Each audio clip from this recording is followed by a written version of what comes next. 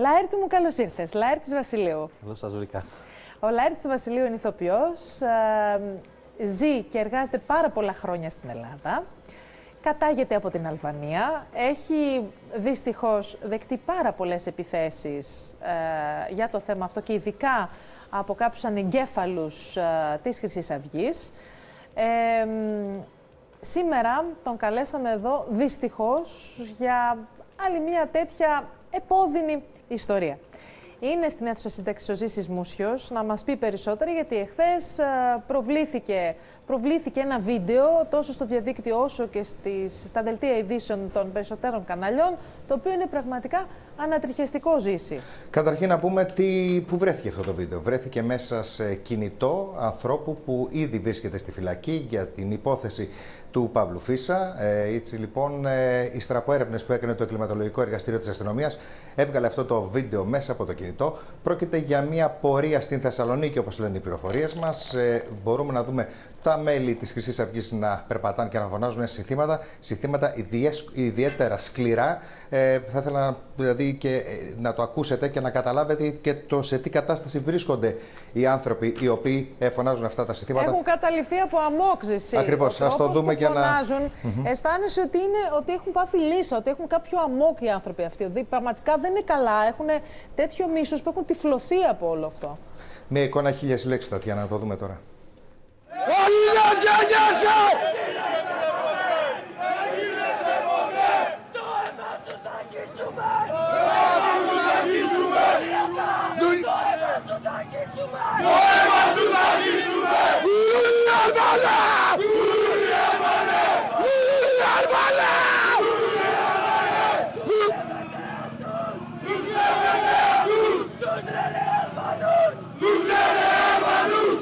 Τους λένε Αλβανούς! Τα ρούχα μου θα ράψω! Τα ρούχα μου θα ράψω! Ας το άλλο δικό μου. Πες. Τα ρούχα μου θα ράψω! Τα ρούχα μου θα ράψω! Με δέρματα από αυτούς! Με δέρματα από αυτούς! Τους βλέπετε αυτούς! Τους βλέπετε αυτούς! Τους λένε Αλβανούς! Τους λένε Αλβανούς! Είχαμε ακούσει πολλά συνθήματα, Λαέρτη, αλλά ίσως αυτό είναι από τα πιο ανατριχιαστικά. Και ζεις αυτή τη χώρα, την αγαπάς αυτή τη χώρα. Σ' αγαπάει ο κόσμος αυτή της χώρας που έρχεται και βλέπει τις παραστάσεις σου και σε στηρίζει. Παρ' όλα αυτά, στη Θεσσαλονίκη ή όπου είναι αυτή η πορεία, δίπλα σου, κάποιες φορές έξω από το θέατρό σου. Υπάρχουν άνθρωποι που ευτυχώς βρίσκονται στη φυλακή αυτή τη στιγμή, όπως άκουσα στο βίντεο, οι οποίοι έχουν αυτό το μένος. Ναι. Ναι. Από πού να αρχίσουμε? Από όπου θες εσύ. Ελεύθερα. Πρώτον, λυπάμαι πολύ που Τατιάνα μου, μια τόσο ωραία γυναίκα σαν και εσένα ασχολείται με αυτό το θέμα. Αυτό είναι, δηλαδή, τι να πω, δηλαδή δεν... Σε ευχαριστώ είναι πάρα μεγάλη πολύ. ασχήμια. Σε ευχαριστώ πολύ. Είναι πολύ μεγάλη ασχήμια. Δεν χρειάζεται να ασχοληθείς εσύ με αυτό το θέμα. Αλλά, δυστυχώς, είναι μια πραγματικότητα την οποία φυσικά και δεν μπορούμε να αγνοήσουμε. Εγώ, πρακτικά μιλώντας, εφόσον οι περισσότεροι από αυτούς θα καταλήξουν στη φυλακή, γιατί εμπιστεύομαι τυφλά την ελληνική δικαιοσύνη, δεν ξέρω όταν καταλήξουν εκεί που θα καταλήξουν και γνωρίζοντας ότι οι ελληνικές φυλακίες κατά το 60-70% είναι από κάτι γουρούνια Αλβανούς μέσα, συστηματικά, πώς θα περάσουν εκεί μέσα. Συγγνώμη.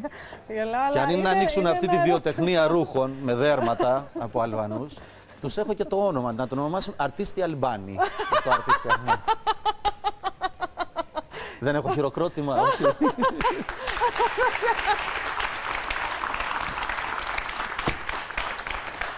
Αυτό το Αρτίστη Αλμπάνη είναι πολύ πετυχημένο. Θα πουλήσει πάρα πολύ. Πάρα πολύ. Ναι, θα ανέβουν τα κέρδη, θα βοηθηθεί η οικονομία της χώρας. Μα είναι ντροπή. Αν αυτοί οι άνθρωποι πιστεύουν ότι βοηθάνε τη χώρα, δηλαδή, γιατί αυτό το βίντεο σε λίγο θα κυκλοφορήσει παντού. Σε όλα τα ξένα δίκτυα. Έτσι, τα τηλεοπτικά. Είναι άλλη μια φορά εικόνες ντροπής για την Ελλάδα, θα κάνουν το γύρο του κόσμου και μετά δεν ξέρω πώς νομίζουν ότι αγαπάνε την πατρίδα τους, αγαπάνε. Δεν ξέρω, δηλαδή, ειλικρινά. Πρέπει πραγματικά να μιλήσω. Δηλαδή, με έναν άνθρωπο να του πω, γιατί πιστεύεις ότι βοηθάς την Ελλάδα με αυτή την εικόνα. Δηλαδή, δεν ξέρω. Πάντως, η αλήθεια είναι ότι είναι πολύ εύστοχο αυτό που είπες, γιατί μέσα στις φυλακές τους έχουν σε ειδική πτέρυγα. Γιατί? Για αυτούς τους λόγους προφανώς. Τους έχουν σε ειδική πτέρυγα διαμορφωμένη, γιατί σίγουρα δεν θα μπορούσαν να πάνε, οι πόσοι είναι τώρα αποπληκισμένοι, γιατί έχουμε χάσει πια και το μέτρημα, δεν θα μπορούσαν εύκολα να συνυπάρξουν με τους υπόλοιπους κρατούμενους. Είναι γεγονός ότι θα ήταν πάρα πολύ δύσκολο. Όταν λες έναν άνθρωπο, λοιπόν, σου τηλεφωνώ, θα βρεθούμε για καφέ, 5 η ώρα. Ναι. Και μετά ο άλλος περιμένει και εσύ δεν πας. Εδώ είναι ένα κάλεσμα. Τους λένε το αίμα, τα ρούχα, τα δέρματα, αυτά. Γιατί δεν πάνε. Σωστό. Ναι. Να ρωτήσω κάτι άλλο, Λαέρτη. Είσαι χρόνια στην Ελλάδα. Πόσα χρόνια είσαι στην Ελλάδα? Από το 1994 που πέρασα στο Εθνικό Θέατρο 20. Έχεις δει και την καλή της πλευρά και την κακή της πλευρά. Ναι. Άλλωστε, πώς τη βλέπουμε και εμείς οι υπόλοιποι που ζούμε σε αυτή τη χώρα. Αυτά εδώ, να κάνω μια διευκρίνηση. Ρατσιστικά παραλυρήματα δεν υπάρχουν μόνο σε ακραίους χώρους. Τους έχω ζήσει και σε θέατρα που έχω δουλέψει και από γνωστό παραγωγό να έρχεται και να απευθύνεται να προσφωνεί τον άλλον σύμφωνα με τον τόπο καταγωγής του, με την εθνικότητα και όχι με το όνομά του, το οποίο πια είναι δικάσιμο στο δικαστήριο της Χάγης. Δηλαδή, το γεγονός ότι κάθε χρόνο στην ελληνική κυβέρνηση από τα ανθρώπινα δικαιώματα στέλνεται μια επιστολή με ειδικά points, θέματα, όπου καταδικάζουν και τους λένε κάντε κάτι με αυτό. Δεν γίνεται. Έμαθα σήμερα διαβάζοντας τις ειδήσεις, μια είδηση ευχάριστη δεν ξέρω, αλλά τουλάχιστον ικανοποιεί κάποιους ανθρώπους. Ένας οδηγός λεωφορείου προφυλακίστηκε γιατί κατέβασε από το λεωφορείο τους μετανάστες. Είπε, εγώ στο λεωφορείο μου δεν βάζω μετανάστες. Μιλάμε για τα αστικά λεωφορεία, έτσι. Μάλιστα. Τον καταγγείλανε και αυτή τη στιγμή είναι προφυλακιστέος. Ευτυχώς, αργά ή γρήγορα, η ελληνική δικαιοσύνη άρχισε να βάζει τα πράγματα στη θέση τους. Ευτυχώς. Μετά τις διαφημίσεις θα πούμε περισσότερα με τον Λαέρτη. Τηλέφωνα διαγωνισμού και break.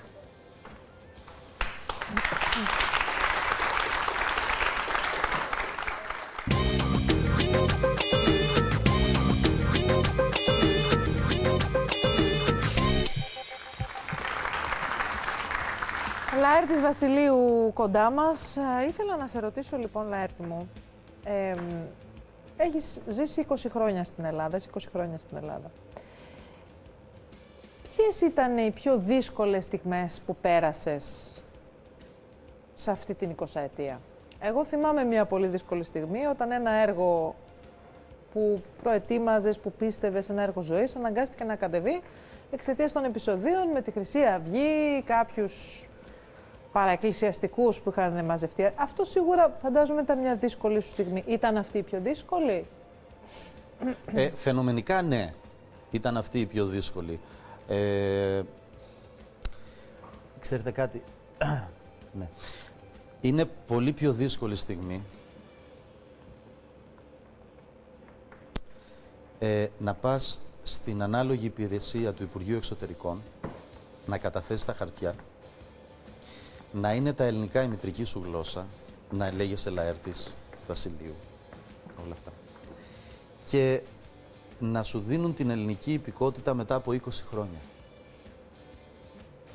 Εσύ τώρα την έχεις την ελληνική υπηκότητα? Ναι, κλείνω χρόνο. Α, τώρα πήρες την ελληνική. Εντελώς. Ναι, δεν έχω κλείσει χρόνο δηλαδή. Νομίζω ότι αυτό είναι πολύ πιο δύσκολη στιγμή από μια επίθεση, από οτιδήποτε. Όπως πολύ σωστά το ονόμαζε, ρατσιστικό παραλίγο. Ναι, αυτό είναι πολύ πιο δύσκολο.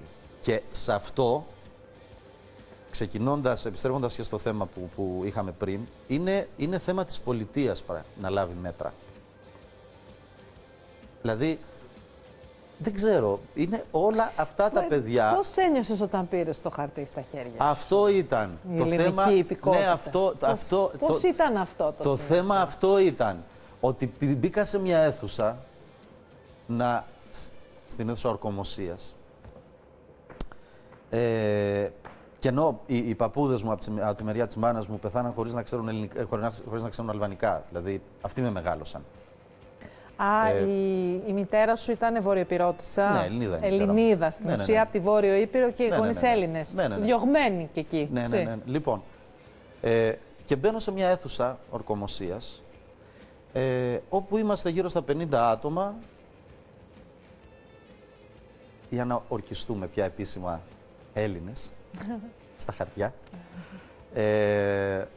Γιατί για μένα ο ελληνισμός δεν έχει κάνει ούτε με ταυτότητες, ούτε με υπηκότητες. Είναι θέμα πολιτισμού και μόνο.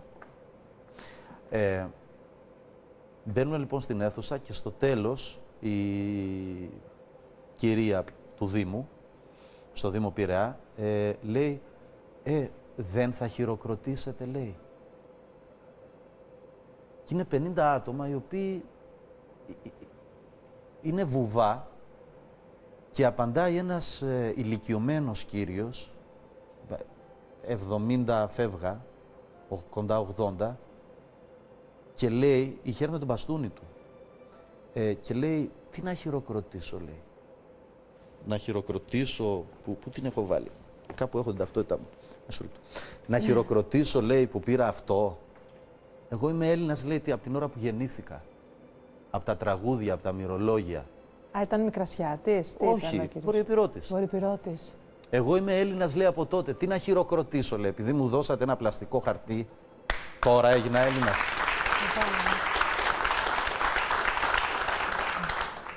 Και ενώ θα έπρεπε να ήταν... Λοιπόν, βγαίνω από την αίθουσα, με περίμενε η μητέρα μου έξω, δακρυσμένη, δύσκολα συγκινείται, γιατί είναι πρώην αντισυνταγματάρχης στρατού, είναι στις ένοπλες δυνάμεις. Λοιπόν. Η μητέρα σου έχει την ελληνική υπηκότητα? Ναι. Τώρα, πριν 2 χρόνια νομίζω. Και εκείνη τώρα την πήρε? Ναι. Μα βέβαια, εδώ η πολιτεία τους Έλληνες σου έχει απέταμα. Ναι, περισσεύουμε 500 εκατομμύρια, οπότε σου λέει εντάξει, δεν θέλουμε άλλους. Είναι έγκλημα της πολιτείας. Σε περίμενε η μητέρα σου λοιπόν να πετύχει? Δακρυσμένη, και έπρεπε να ήταν μια μέρα χαράς, ας πούμε, Ναι. που αυτό, και βγήκα και μου λέει, μαμά, καλέ, τι με κοιτάς σαν τον μπούφο, μου λέει. Γιατί είχα βγει και ήμουν έτσι. Μου λέει, έλα σ' αγκαλιάσω, τι με έχει δει, και είχα, ναι, το θυμάμαι, αυτή ήταν η πιο δύσκολη στιγμή. Ήτανε χαρά και πίκρα, ήταν ανάμεικτο. Όχι, ήταν το χαρά, συναίσθημα. ήταν χαρά, γιατί επιτέλους παίρνω το... Επιτέλους πήρα την ελληνική υπηκότητα. Αυτό. Και ήταν και πικρία γιατί περίμενα 20 χρόνια για να πάρω την ελληνική υπηκότητα. Από μένα ήταν η πικρία, ναι. Ήταν λίγο... Δηλαδή, με ρώτησες για δύσκολη στιγμή. Ναι, αυτή ήταν η πιο δύσκολη στιγμή. Τα άλλα... Πιο χαρούμενη στιγμή, πες μου. Να κλείσουμε με μια χαρούμενη στιγμή. Ναι. Η χαρούμενη στιγμή ήταν όταν στο Σαράγεβο το 2008, που εκπροσωπούσα την Ελλάδα, πήρα το πρώτο βραβείο νέου δημιουργού με το έργο που είχα γράψει και σκηνοθετήσει, το 1 στους 10. Και έχω μια φωτογραφία όπου είμαι, έχεις δει πώς είναι κάτι καρτούν, ας πούμε, που είναι. Έχω το βραβείο έτσι και είμαι, λέω, τι γίνεται τώρα, πήρα το βραβείο. Ναι, και αυτό, το ότι επέστρεψα με ένα βραβείο στην Ελλάδα. Αυτό ήταν η πιο... Ήτανε 28 Οκτωβρίου του 2008. Η ημερομηνία που η Επιτροπή έδινε τα βραβεία. Και ήταν εθνική εορτή. Ναι, και παίρνω τη μητέρα μου και λέω, ξέρεις μαμά, λέω, έχω πάρει το βραβείο. Αυτό. Και ήταν πολύ ωραίο. Μετά ακολούθησε η κρίση και αυτά το ξέχασα. Μάλιστα. Λάρτη, χαρήκαμε πάρα πολύ που σε ακούσαμε. Κι εγώ. Και μας άρεσε πολύ και ο τρόπος που αφηγήθηκες σε αυτές τις ξεχωριστές σου στιγμές. Και νομίζω ότι άνθρωποι σαν και σένα Αγαπούν πολύ περισσότερο τη χώρα από άλλους που βγαίνουν μπροστά με τη σημαία του πατριώτη. Γιατί άνθρωποι σαν και εμένα τους έχει λείψει αυτό. χώρα. Αυτό. Σε ευχαριστούμε πάρα πολύ.